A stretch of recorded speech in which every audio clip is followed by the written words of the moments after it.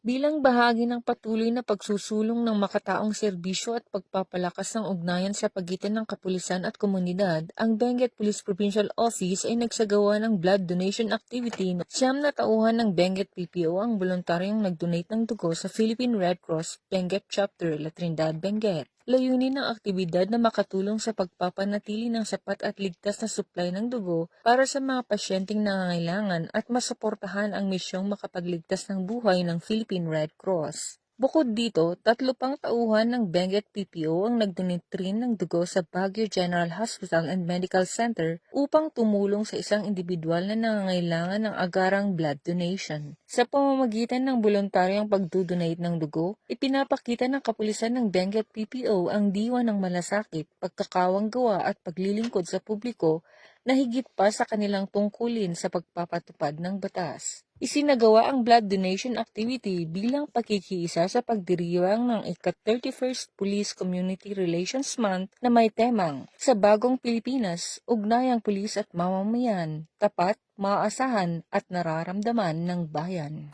Mula dito sa La Trinidad, Benguet, ako ang inyong PNN Correspondent, Police Staff Sergeant Mary Ann M. Pardo, alagad ng batas, tagataguyod ng Balitang Pulis.